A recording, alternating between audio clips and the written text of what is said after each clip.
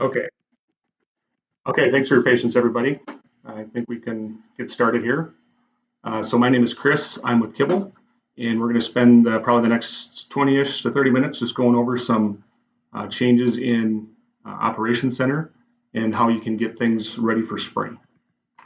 We had to get some questions online when we set this up, so we're going to review some of those topics, mainly around prescriptions and some other miscellaneous topics. But the whole intent will review some of the changes in the interface on the web, talk a little bit about the mobile experience, but we'll do another stream in a couple of weeks to go over that. So feel free to interact on the chat. I got a couple people monitoring the chat so they can feed me the questions as they come in, and that we'll get going here. So here, this is my John Deere, just to review the login experience. John Deere's changed some of the terms and conditions. So if you haven't logged in recently, you need to do that again. If you forget your username and password, click on the link. I guess one tip that we've had is if you have Gmail, sometimes those password recovery emails go into your promotions tab. So keep a look there. I'm going to use a demo account. So this is similar to what you would see when you log in. John Deere's made some changes to this My John Deere landing page. So if you have equipment registered under your account, you can actually see a live view of the equipment that you own, either that's been registered through the warranty system or loaded in your operations center. And you can edit some of these tiles for which ones you use the most, operations center or parts. So some nice tools here. The biggest feature I like with this is if I click on my piece of equipment, I can go right very quickly to the parts catalog and see what parts we have in stock. Okay, so that's not the focus of today. Today we're going to talk about Operations Center. Go back home. This last month, Deere reorganized how some of the things are laid out to make them a little bit more intuitive. I know with the change, it'll take a little bit to get used to where things are, but I think in general it's been a good change.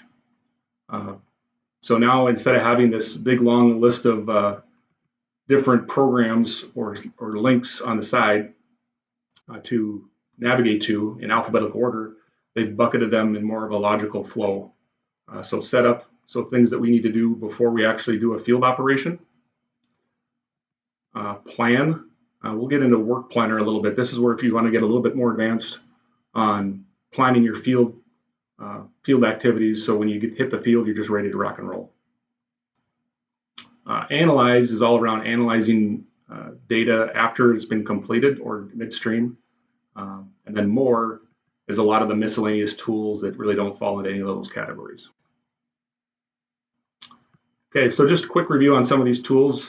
You're probably got through last fall looking at your yield maps. Now you're getting ready to set up your crop plan for this coming spring. So the way I look at it, first there's this tool called Land.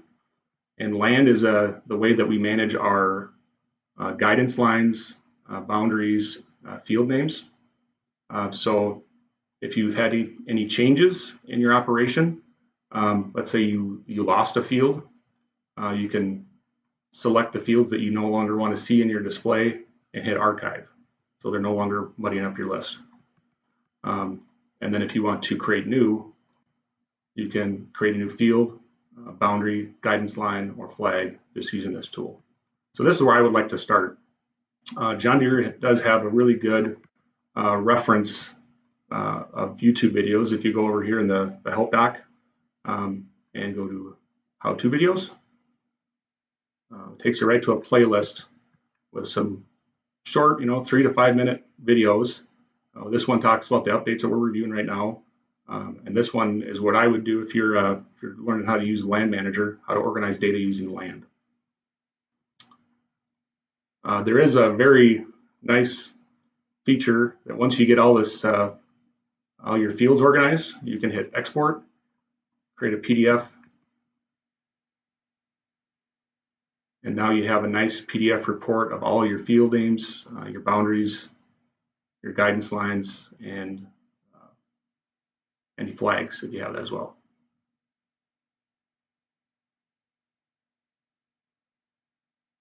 And when that's done chugging, you see it'll have 93 fields, 70 boundaries, 86 guidance lines. And this is, I guess, the best practice is seen quite a few operations where the guidance lines, there's just 15 years of guidance lines that muddy up what you see in the screen and slow you down when you're getting into the field. So this here dumps out a report. First page would be nice to blow up on a big laser printer and put on your wall. And then each subsequent page has the field and then any information with it. See, this field didn't have a boundary, but it had a guidance line. So just a nice pro tip. Okay, so that's the first step, setting up your line, making sure all your boundaries are correct. Next one is products. So products is your varieties, any chemicals that you want to add, fertilizer. So again, in order to make things fast when you're entering the field, go through and a very similar interface, clean up any varieties that you might not be using this year, and you can archive. So archive does not delete them if you want to bring them back later. It'll just put them in this bucket here, and you can retrieve them later. So you don't lose any of the data. It just makes your display list very short, so you're not accidentally picking the wrong variety. If you need to add anything, there's this Add Product button up here. Deere actually does have a very good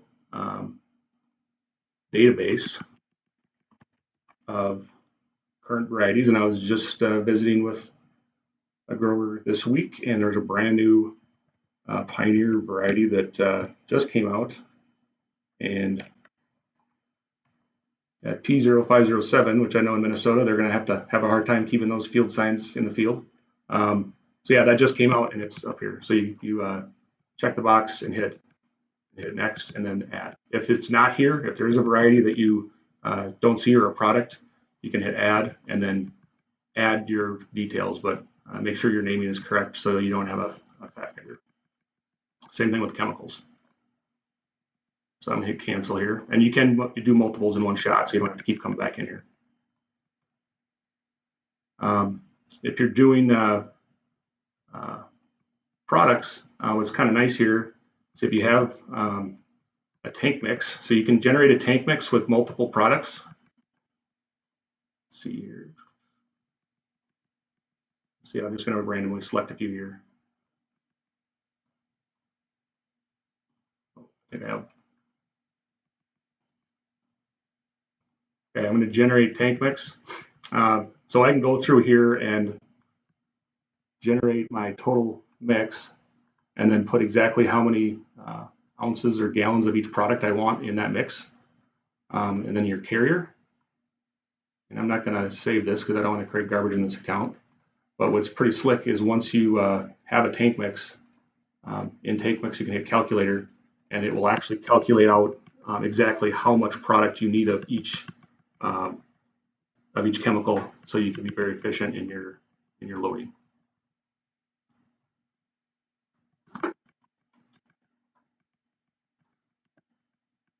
Okay, so we're getting some feedback that maybe you can't hear me. I'm getting some feedback that we can hear. So if you are having issues hearing me, please put it in the chat. But if you can't hear me, I guess you can't hear me. Okay, so that's products. So you got your land set up, you got your product set up. Now, the last one, which is optional, is team. I shouldn't say this is the last one, the second to last one. If you do want to manage operators and keep track of who's doing what in the display, this is where you would add that. You'd add to your team, add an operator, and then you can actually put their registration number if you want, or you can add them from existing staff members. This area too is pretty important. This is where you can monitor who has access to your John Deere account, whether that's another John Deere dealer, an agronomist, your insurance guy. So this is where you can manage that and make changes if you want to make changes. The last thing to make sure that you got things set up and so your display is ready to rock and roll. It's a little bit different area, but is your equipment. So right here on the tab, you got your tractor icon. And then anything that's been moved in here with with JD-Link, that has a JD-Link terminal and has wireless data transfer, will be populated in here automatically. but things like combine heads, planters in some cases, you need to add manually. If you already have something in here, you can just click on it, and this is where we can manage the name of the machine, edit, name it. If you have multiples of equipment, you want to put an operator name on them or a fleet number, you can do that. And then this is where we can also adjust our offsets, so they save here, and when we create a setup file, they go to the display. And again, this is a reminder, if you have the same planter and tractor as last year and everything worked great with your section control, it pays to dig and double check, or have us come out and help you get your machine set up and ready to go. If you do need to add a machine, you can add it here. If you have a John Deere serial number, it is very easy. It makes it a lot easier because it pre-populates a ton of things. But you can add generic equipment as well, like if you want to load your semi trucks and John Deere equipment. Okay, so we got equipment done. So now I'll hit to setup builder. So we have two ways to do this now, depending on which display you have. One is the traditional setup file creator, which they made some changes to, and then we'll touch on work planner.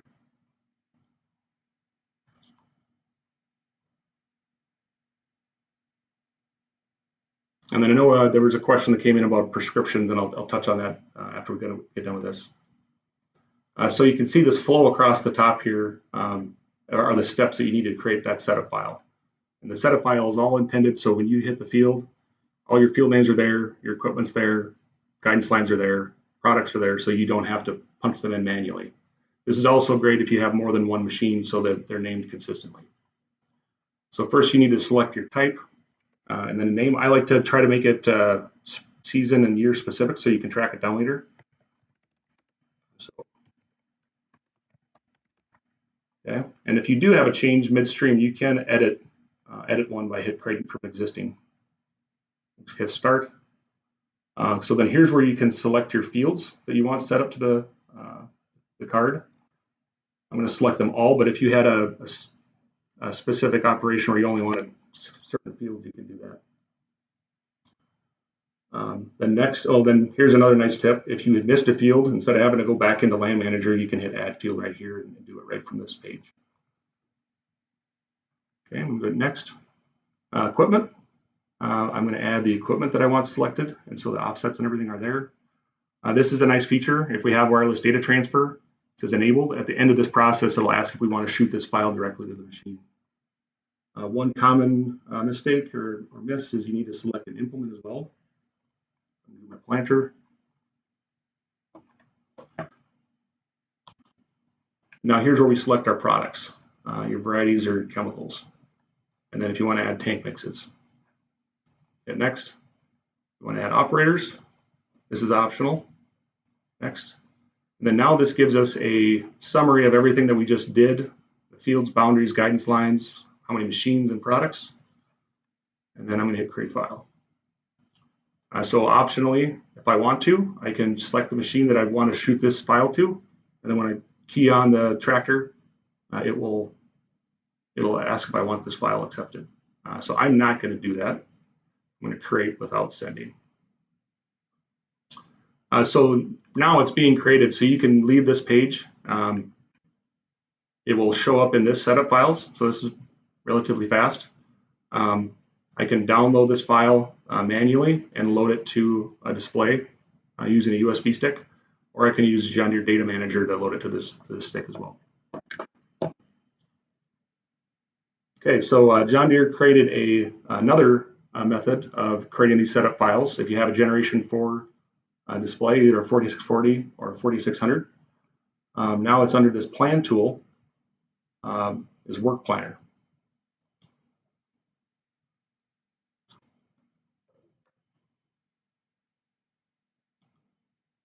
Okay, so this can actually be done on the mobile device as well, so that's a nice change. So I'm going to create a seeding plan. You see I already have one in here, but I'm going to create a new one. And you can create one for a specific field, or you can create it for all your fields. So you choose your crop. I'm going to choose the varieties that I want to plant in that field.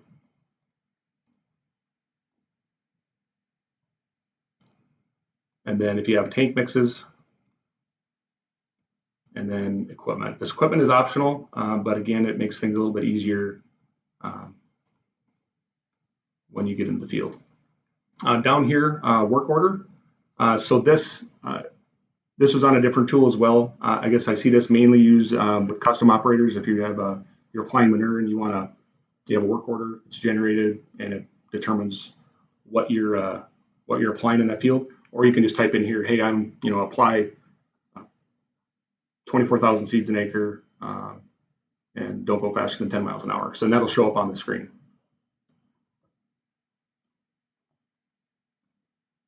Okay, so now I choose the fields and I'm going to search. I'm just going to select one field for this demonstration, 143 acres. Okay, so now here's what's kind of a unique thing with this work planner. I can add guidance tracks, which we could do before, but if I have more than one, if I star a guidance line, that's going to automatically load that guidance line first when I pull up that work plan into display. For the seeding rates, I can set a manual seeding rate here, or I have a prescription and I can assign that variety a prescription. So if you have different prescriptions for different varieties that could be potentially planted in that field, you can do that. So that's nice. And there's an area where you can actually see which prescriptions are assigned to what. So we did get a question in here, and I'll address that in a little bit. Okay, so click Save. And now I have another plan. It's kind of a duplicate of the one before. But again, this can be for more than one field. And now I can hit Send to Equipment. In the new videos that Deere posted, there is a quick video on this, how to improve fleet utilization with Web Work Planner. And at the end of it, it shows how this actually pops up in the screen. Once you select that field or enter that field, it'll pop up and say, hey, there's work plan for this field. Do you want to accept? And it will load the guidance line. It will load the boundaries, flags, the variety, and the prescription. So I think if you have the time to plan this out ahead of time, I know plans aren't perfect, so you're going to want to have a few different backup plans with different varieties, but it could save you a lot of time when you enter that field. Okay, so that's Work Planner, and again, that's on the mobile app as well. If you haven't updated your mobile app recently, we're at 5.0.2. It's available for Google Android and for Apple iOS. And you see down here we have a plan icon where we can accomplish everything that we just did. The only difference is you need to make sure you have all your products and fields already set up before you can do that in the mobile app. And the mobile app and the web are becoming one over time, so you can do most everything on both.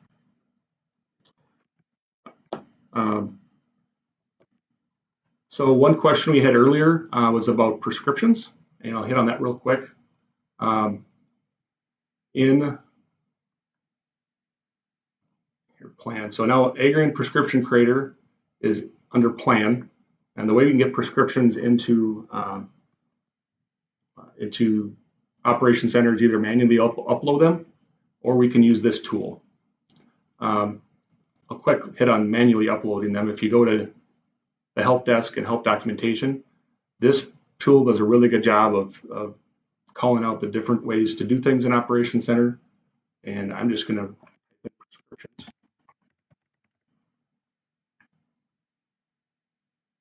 Because it is confusing. If you get a file from your agronomist and you don't know how to do it, you need to either manually import them using a USB stick, or you can zip them up and upload them to Operations Center and shoot them to the display that way.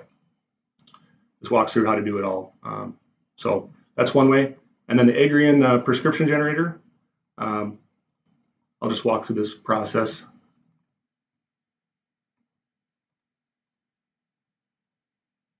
Make sure you choose the right fields, and there's a few different ways to do this. So this prescription source is I want to take it based on average yield. So it's going to automatically create zones based on average yield from an operation. Freeform, so manually draw the zones. Soil survey maps that are publicly available. I'm going to go with average yield. Okay, and since I'm going to be planting soybeans this year, I'm just going to go off that from last year, or I can do multiple years if I want to, if it's good data. And I'm going to choose harvest yield. So you can choose elevation, and I know in some areas that's a pretty common tactic too, is just create a layer based on elevation.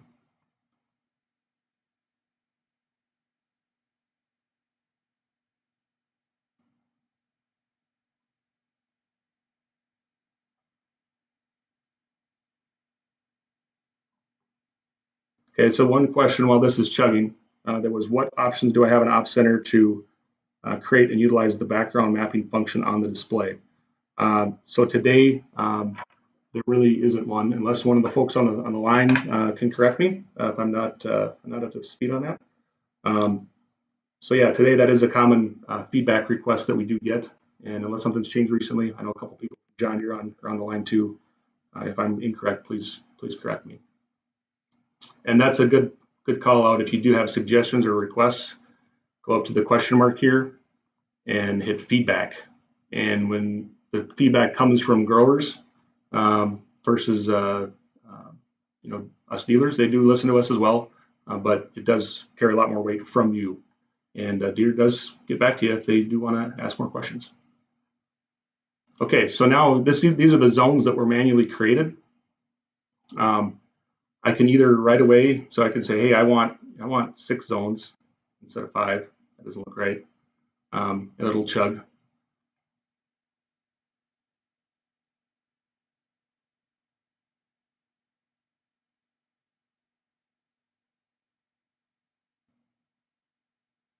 Okay, so now it's got 6 zones. So now I can hit add variety, choose my product, and then manually type in the value for each zone, and then it'll update. There was a question also about manually editing zones for like soy green. One idea here too is you wanted to put a check strip area, so there's a manually edit zones button here. I'm going to click OK. It does add a few steps to the process. It kind of lines up what these tools are. I'm just going to choose this tool here if I want to create a check strip box, let's say. But the downside of this is now I'm going to hit create zones. I have to choose all these individual, instead of 6 zones, now there's 22. So I have to go through each one of those and assign it. So hopefully that helps answer that question. And for that check strip, you'll have to assign the same rate in all these boxes. So again, an area that we've asked for some different improvement, and we send in that feedback. Once you get done, you click save, and then it will create a file in File Manager. File Manager is now under Files. Okay, so then we have that. These are all prescriptions, or these are prescriptions. You can download it, or you can transfer it to equipment, or you can assign it in Work Planner. Another tip on prescriptions is in the mapping area. If you want to see what prescriptions are assigned to what field, you can tap on this field icon, hit the info button, and then under prescriptions, it shows what prescriptions are tied to that field. And if you've got a generic prescription from an agronomist, then you upload it. You can hit add prescription from Operations Center and select the file that you uploaded manually. So then it's tied to that field. One question that came in from Mr. Schilroth: if you create a plan with variety A, is it still possible to change to variety B or C once you get to the field? And yes, I believe so. Let me go back to the plan here. So yeah, I'm still learning where all the buckets are with the changes.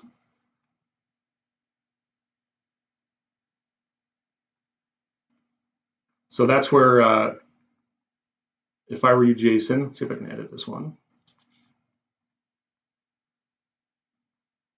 Okay, so that's where I would put varieties, all the varieties that you think you would do for that specific field. You know, there's a priority 1, priority 2, priority 3, and then in the work instructions, especially if you're not the one planting or you're working with your agronomist, like, hey, preferably number 1, backup number 2 and number 3, or I think what's more important, do not plant this variety in this field. If you got a variety that's susceptible to white mold and you do not want it in that field, I would put that in there and that would show up on the screen.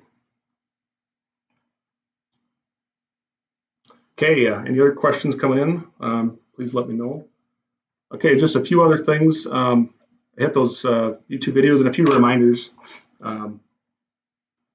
John Deere did announce a new product called AutoPath, and we'll put some links in the chat stream afterwards. There's a nice video about this, but basically, if you put a implement receiver on your planter or your strip tiller, it will record exactly where that planter planted, and then as you do subsequent passes with your combine, your sprayer, your strip tiller, or your side dresser, it will create guidance lines specifically where the planter was. So we experienced this last fall. I know they had people with derecho corn running it last fall, and basically they didn't need to use row sense anymore. So if you're interested in that, please contact one of your kibble stores because you need a receiver on your implement and you need Gen 4. And then 2 other reminders. If you go to our website and go to specials, kibbleq.com, just 2 announcements. One, the upgrade program we have for the 4G MTG if you're interested in wireless data transfer. It also gives us some remote diagnostic capabilities. And then John Deere announced the retirement of ITCs and Gen 2s a couple of years ago, and they officially did turn off on Monday at 11 a.m. So if you have an ITC or Gen 2, you haven't got a 3,000 or 6,000 to replace it, you should act fast, as availability is getting very tight.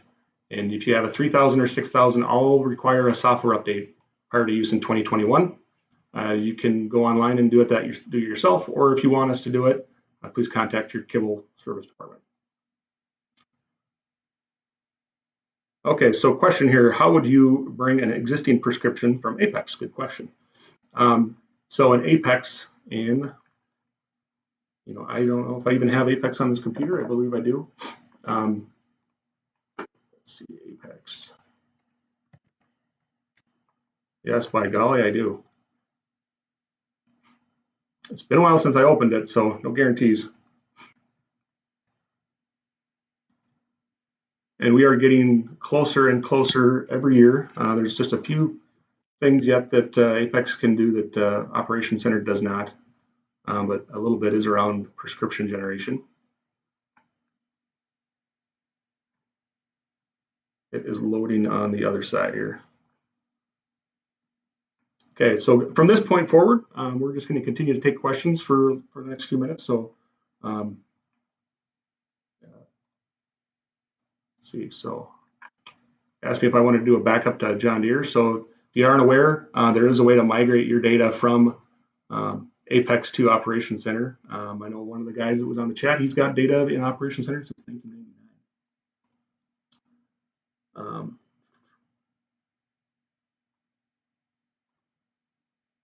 Let's see.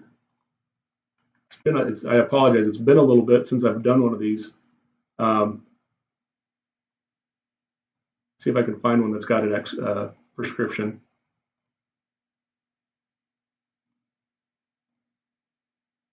Here, I'll just find one here. Okay.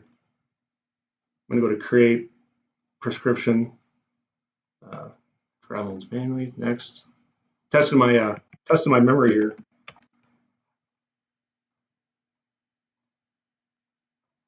Always remember to put your out of bounds and out of field rate. And that's something too, I've ran that into that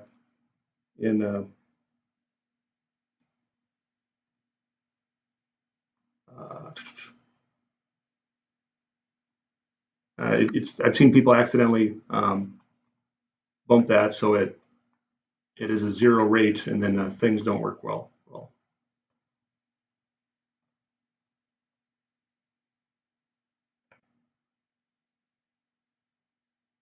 Yeah, and Margot just chimed in here too. You have to do it one by one. Let's see.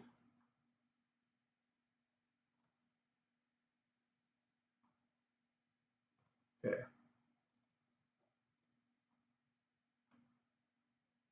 I believe you have to export the map, and then it's going to be a shapefile. So I blew through that prescription pretty fast, but you have to export it as a shapefile, and then that process in Operations Center. I pulled up with the App Center, or excuse me, the Help Center. Basically, you get those 3 files. It'll generate 3 files that look like this.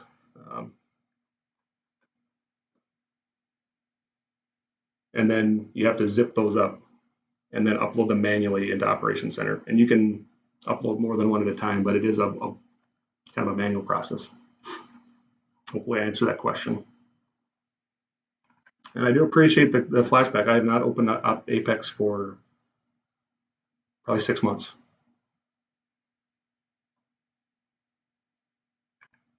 Okay, any other questions coming in on the line?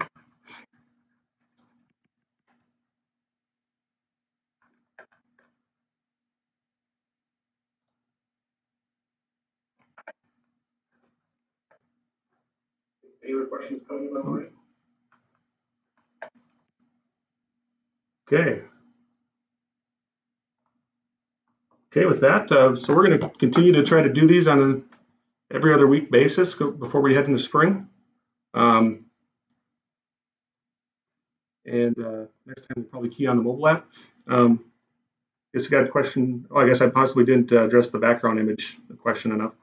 Yeah, I do believe that there's no option to get background images into Gen 4 through Operations Center. And again, Greg from John Deere said yes, no changes to that. So appreciate the time. If you have topics that you'd like us to cover in the future, and continue to reach out to us either through Facebook or your local kibble location. Thanks and be safe. I know the roads aren't very nice out there today. Take care.